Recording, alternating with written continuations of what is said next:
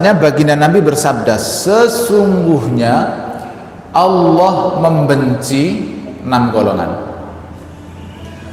Yang pertama adalah jawadzin, ya. Yang pertama adalah ja'dhariyin, orang yang sombong lagi keras, pergaulannya keras, orangnya sombong. Jawadzin, orang yang rakus. Sakhabin fil aswaq, orang yang suka teriak-teriak di pasar. Jifatin fil laili, bangkai di malam hari. Wahimarin fin nahari, menjadi keledai di siang hari. Masya Allah, ya, ini luar biasa, pagi-pagi sudah datang. Jazakallah khair, jazakallah khair.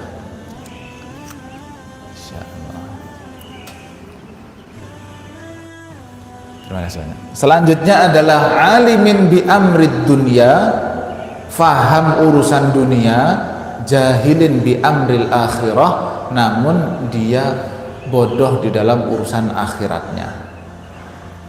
Hari ini kita harus banyak-banyak melihat kembali dari sirah Nabi, kembali lagi kepada petunjuk-petunjuk Rasulullah sallallahu alaihi wasallam.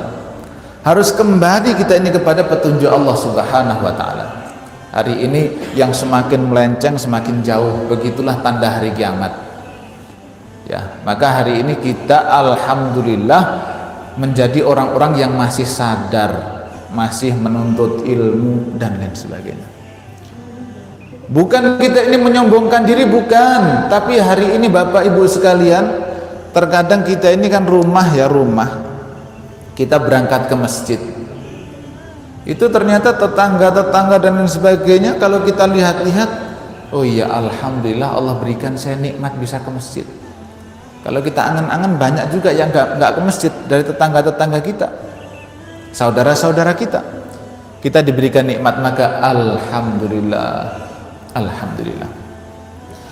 Baik, yang pertama adalah innallaha yubghidu kulla ja'dhariyin, Allah membenci orang-orang yang sombong lagi keras, perangainya keras, orangnya sombong.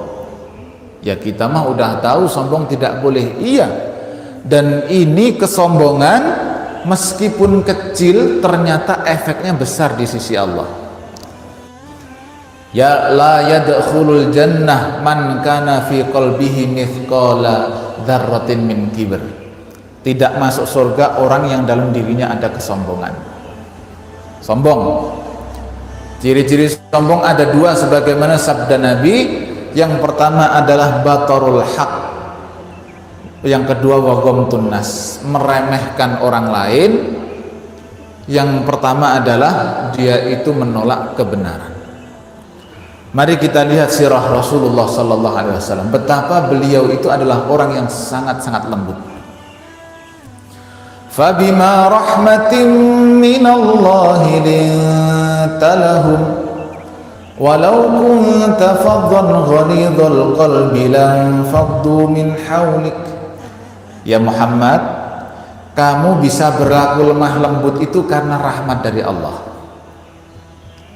Bisa berlaku lemah lembut itu karena rahmat dari Allah. Sekiranya kamu bersikap keras, niscaya orang-orang di sekelilingmu itu akan lari. Pernah suatu ketika ada seorang sahabat yang mainan anak burung ya, anak burung kecil begitu. Itu ada sarangnya. Nah di sarang itu kan cuit begitu. Anaknya diambil, dipakai mainan. Itu ibunya burung bingung, muter-muter terus. Pakai mainan gimana coba? Anaknya diambil gimana nggak bingung? Mau dikabruk, kok burungnya burung kecil, ya. Jadi nggak berani. Kalau ayam kan diambil anaknya ngabruk dia. Diambil. Rasulullah itu hatinya lembut, nggak ada kesombongan, lembut. Disampaikan oleh Nabi, man faza'a hadza bi farkhaiha. Siapa yang membuat ibunya burung ini bingung? Siapa? Anaknya diambil. Saya ya Rasulullah. Ternyata ada sahabat yang mainan anak burung itu, dipakai mainan. Ya lucu, anak burung diginikan mungkin terbang dan sebagainya. Kata Nabi, kembalikan. jangan pakai mainan, kembalikan. Akhirnya dikembalikan. Itulah Rasulullah, lembut hatinya, lembut hatinya. Pernah baginda Nabi Shallallahu Alaihi Wasallam dijumpai oleh orang Arab Badui, beliau pakai sorban, sorbannya langsung ditarik, tidak pakai kemudian pelan-pelan, langsung ditarik sorbannya. Beliau adalah Rasulullah, ditarik sorbannya begini. Kalau kita kira-kira gimana, ada orang kita lagi pakai sorban nih, tiba-tiba orang yang nggak kita kenal megang sorban kita, tarik begini, gimana kira-kira respon kita kira-kira? Hah? Marah lah. Kalau terus marah kita apain orangnya itu? Ditarik. Sampai sahabat Nabi mengatakan, aku melihat bekas tarikan itu di leher Nabi. Saking kerasnya tarikan itu. Tiba-tiba mengatakan, ya Muhammad, berikan harta yang Allah berikan kepadamu. Oh, bukan cuma narik, ternyata malak dia. Ternyata malakin. Oleh Nabi ya dikasih aja. Kamu lihat kambing di sana, ambil itu, ambil. Nggak marah, tidak marah sama sekali. Begitulah pribadi Nabi Shallallahu Alaihi Wasallam. Nabi pun ditegur oleh Allah Subhanahu Wa Taala. Ditegur. Abasa wa tawalla an ja'ahul a'ma. Karena bersikap kepada orang yang buta, Abdullah bin Maktum, ya, karena Abdullah bin Maktum minta kemudian dia dinasihati, ternyata Nabi mementingkan orang-orang Quraisy, pembesar-pembesarnya, ditegur oleh Allah. Nabi tidak sombong, beliau Nabi di dalam perang Badar nih, Rasulullah itu sudah meletakkan tempat. Kita insya Allah kemahnya di sini, kita dirikan tenda. Sahabat bilang, loh kok Nabi naruhnya di situ pasukannya? Kalau saya mah pasukannya nggak saya taruh situ. Sahabat ngomong, ya Rasulullah, ini pasukan ditaruh di sini itu karena wahyu, apa karena memang pendapatmu saja ya Rasulullah? Oh, ini mah pendapatku saja. Kalau boleh usul ya Rasulullah, jangan di sini. Sono tempatnya dekat tempat air, jadi nanti kita bisa minum dan sebagainya. Oh begitu, iya ya Rasul. Baik, kalau begitu kita letakkan di sana. Tidak sombong, bahkan dengan pendapatnya selaku beliau pimpinan perang, selaku beliau Rasulullah, tidak pernah sombong. Maka kita hilangkan sifat sombong karena tidak disukai oleh Allah Subhanahu Wa Taala. Ya. Iblis itu masuk dalam golongan orang-orang, masuk dalam golongan yang dibenci adalah karena kesombongan juga. Yang pertama adalah batarul haq, menolak kebenaran. Ayo kita ini buka hati kita betul-betul untuk menerima kebenaran yang datang dari manapun datangnya. Ya, jangan sampai kita menolak kebenaran. Hari ini kalau ada orang dinasihatin, saudaraku kenapa kamu ini kok masih belum sholat? Oh bukan urusanmu. Nah, sholat itu urusan pribadi. Ngapain nasihatin orang? Kayak kamu udah baik aja. Hari ini begitu. Sholat itu urusan pribadi, ngapain kamu ngingetin orang? Ya, masalah sholat itu hubungan saya dengan Allah, kamu nggak perlu tahu. Nah, begitu. Bukan nggak perlu tahu. Kita ini peduli dengan sahabat kita, peduli dengan saudara kita. Ya, maka kita ini harus peduli, dan yang dinasihati nggak boleh marah-marah. Ya, karena itu masuk dalam bab kesombongan. Wa ghamtun nas, suka meremehkan orang. Hati-hati dengan meremehkan orang. Apapun yang diremehkan, jabatannya kah, bentuk fisiknya kah, atau apapun juga. Ya. Itu yang pertama. Yang kedua yang dibenci oleh Allah Subhanahu wa taala, jawadhin, orang-orang yang rakus. Rakus terhadap dunia. Dan rakus ini yang tidak diperbolehkan adalah rakus dengan niat yang tidak baik. Rakus itu memang konotasinya nggak baik. Tapi kalau nyari duit sebanyak-banyaknya boleh atau tidak? Boleh, kalau niatnya benar. Ya, target saya tahun depan harta saya nambah 5 miliar. Boleh, siapa bilang nggak boleh, asalkan niatnya benar. Ya. Pertambahan harta saya tahun depan saya usahakan dari bisnis sekian, kerja siang malam, nggak masalah, asalkan niatnya benar. Jawadin rakus ini adalah rakus dengan niat yang tidak benar, namanya juga rakus. Maka ada ciri-cirinya orang rakus. Yang pertama adalah dia sudah punya gaji yang halal, penghasilan yang halal, dan yang halal itu sebenarnya sudah cukup, tapi dia masih cari yang haram karena merasa kurang. Itu namanya rakus. Gajinya 20 juta, 30 juta, ada yang 40 juta, ada yang 100 juta. Kok masih dia itu ngelirik yang haram? Itu rakus namanya. Rakus. Yang kedua ciri-ciri rakus, haknya Allah diambil juga untuk cari duit.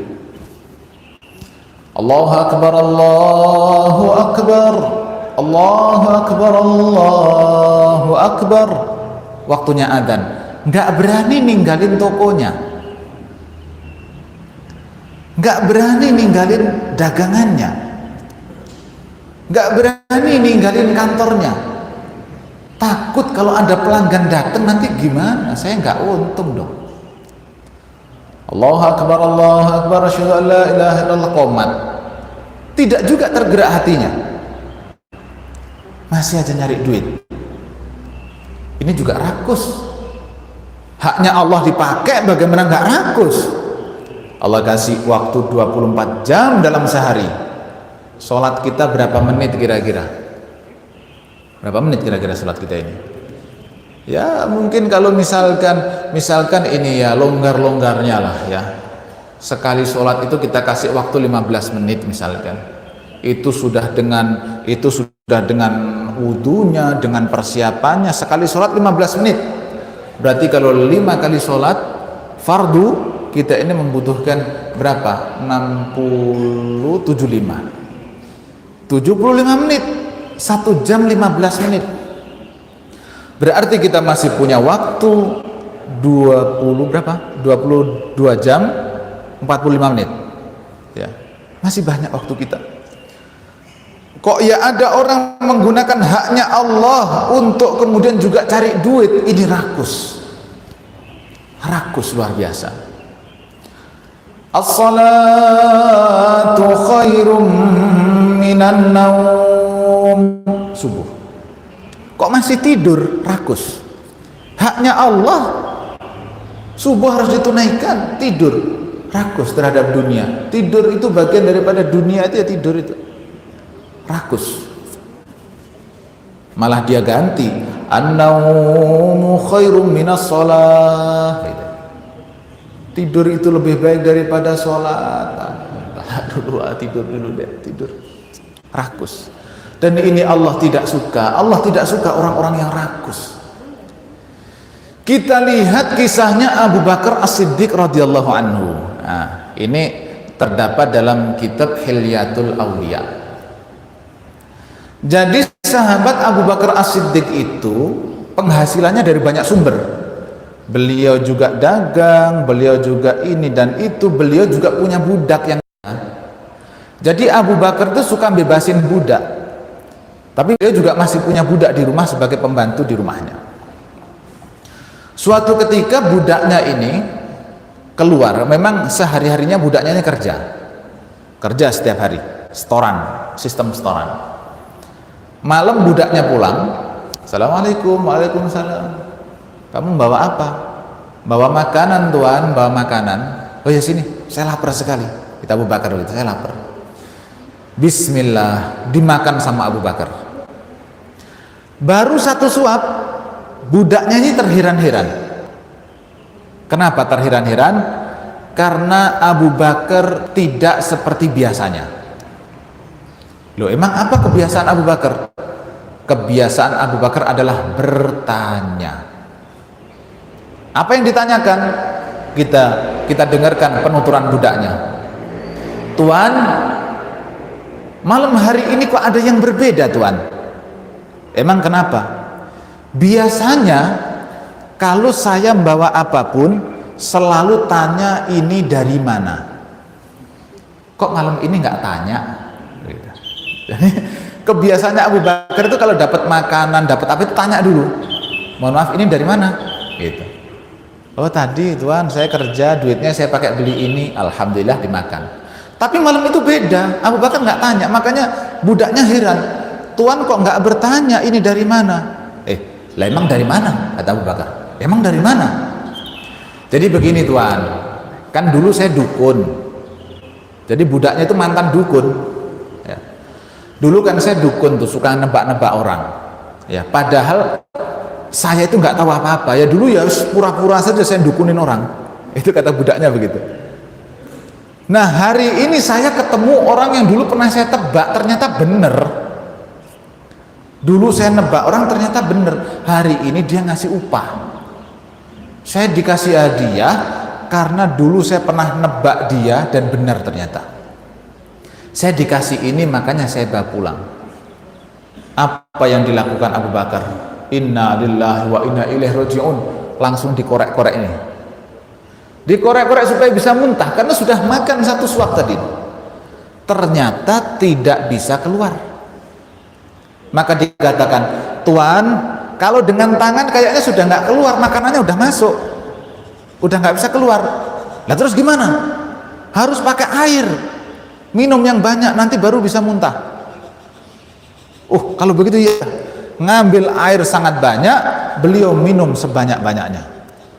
Sampai-sampai budaknya dan orang yang melihat kejadian itu kasihan, karena Abu Bakar itu minumnya terlampau banyak supaya bisa muntah tadi itu. Dan akhirnya benar Abu Bakar memuntahkan itu dan sudah megap-megap. Abu Bakar megap-megap.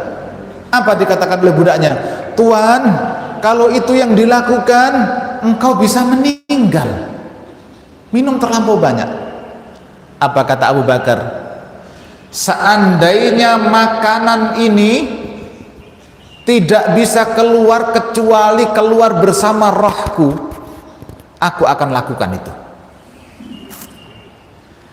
Kalau makanan ini harus keluar memang dengan nyawaku, aku akan lakukan.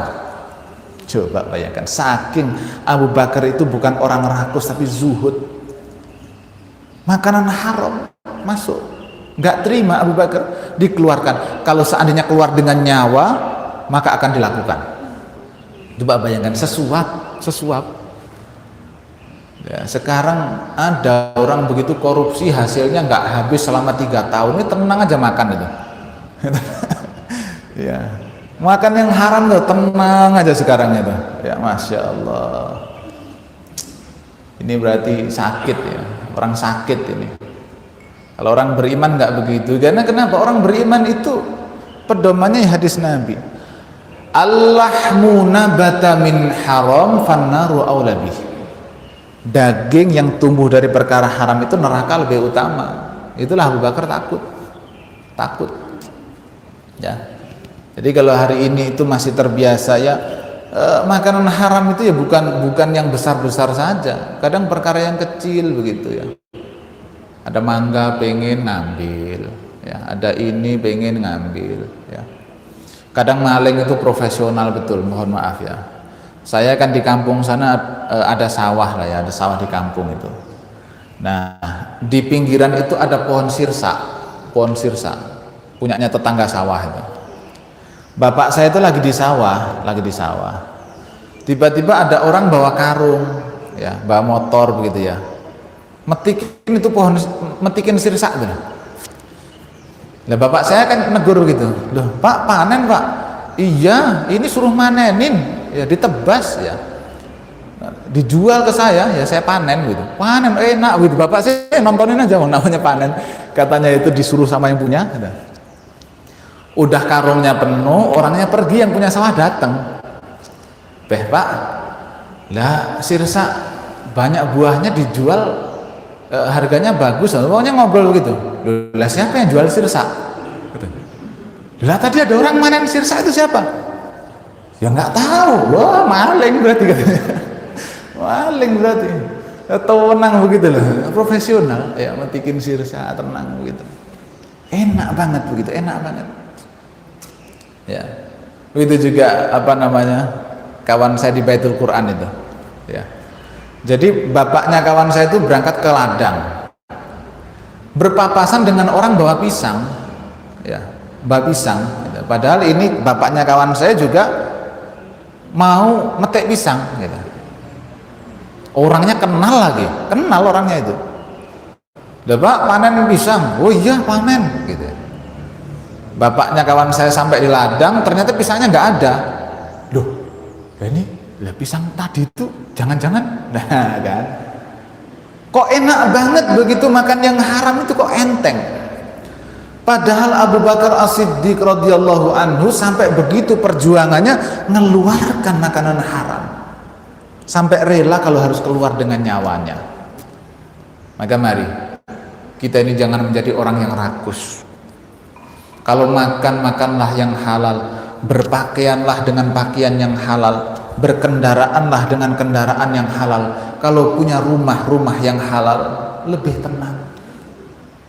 Rumahnya halal, tenang ditempatin, berkah dalamnya, adem ditempatin. Kok rumah itu cekcok terus, jangan-jangan itu gawang pintunya haram lagi, jangan-jangan gentengnya ada yang haram, bisa jadi ya. Maka kita menjauhi sifat yang kedua, yaitu jawab, menjadi orang yang rakus. Yang ketiga yang dibenci oleh Allah, sakhabin fil aswaq, suka teriak di pasar. Ini kata ulama mengandung beberapa makna. Yang pertama sesuai aslinya, teriak di pasar. Bisa jadi untuk melariskan dagangan. Pokoknya ngomong terus begitu, teriak-teriak di pasar supaya dagangannya laku, karena dia memang orang yang cinta dunia. Apa yang diteriakkan, apapun, yang penting dagangannya laku. Tidak peduli apakah dia nipu, apakah dia bohong, apakah dia itu semacam-macam, yang penting dagangannya laku. Ayo ini barang bagus, barang bagus, barang bagus. Berapa harganya? Oh saya belanjanya sekian. Ya. Padahal belanjanya 5.000, dia bilang saya belanjanya aja 10.000 kok. Nggak untung saya kalau jual ke kamu 10.000. Nah, ada nggak orang yang begini kira-kira? Banyak, banyak. Dagang, ya dagang, teriak-teriak di pasar supaya dagangannya laku. Nggak peduli apakah ucapannya halal apa haram. Entah itu bagaimana kok bisa ringan nipu orang. Bahkan yang ditipu adalah teman sendiri, saudara sendiri. Yang penting dagangannya laku. Tapi bisa diartikan juga bahwa sakhabin fil aswaq ini adalah orang yang suka debat. Apa aja didebatin. Perkara yang ringan-ringan dijadikan debat sampai musuhan. Gara-gara membahas perkara-perkara kecil yang kalau dibahas tidak nambah ilmu, tidak nambah iman. Nah, ini hati-hati. Ini kita ingat sabda Nabi, ya. Ana za'imun bi baitin fi rabadil jannah liman tarakal mira wa in kana muhiqqan. Aku ini menjamin seseorang dengan rumah di pinggiran surga bagi orang-orang yang meninggalkan perdebatan meskipun benar. Ayo kita tinggalkan perdebatan yang tidak produktif.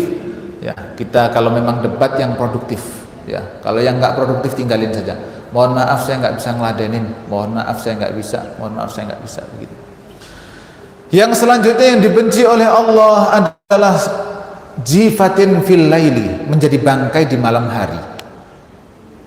Mudah-mudahan kita malam ini nggak jadi bangkai. Nah, malam ini, malam tadi. Apa maksudnya bangkai di malam hari? Maksudnya adalah malam itu full untuk tidur, tidak pernah memperhatikan urusan akhirat. Oleh Nabi diserupakan dengan bangkai.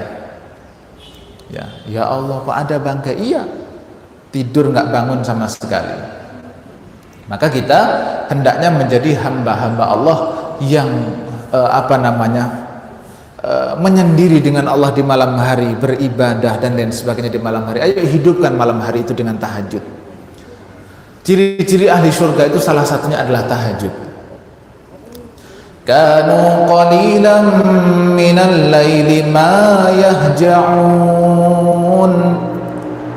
Orang-orang ahli surga itu sedikit tidur di malam hari, sedikit tidur di malam hari. Wa bil ashari hum yastaghfirun. Di waktu sahur mereka ini beristighfar, memohon ampun kepada Allah Subhanahu wa taala. Ya. Di dalam surat Al-Jumu'ah, tatajafa junubuhum 'anil madaji' yad'una rabbahum khaufan wa tama'an wa mimma razaqnahum yunfiqun. Lambung mereka jauh dari tempat tidur, memohon kepada Allah dengan penuh harap dan cemas. Orang-orang ahli surga begitu. Ada salah satu ulama kisahnya demikian. Malam hari itu sudah masuk kamar, dan itu dilakukan setiap hari. Masuk kamar lalu melihat kasurnya itu dielus-elus, Pak. Ma al-yanuki, saya paham, saya tahu kamu ini empuk banget, kamu itu halus banget.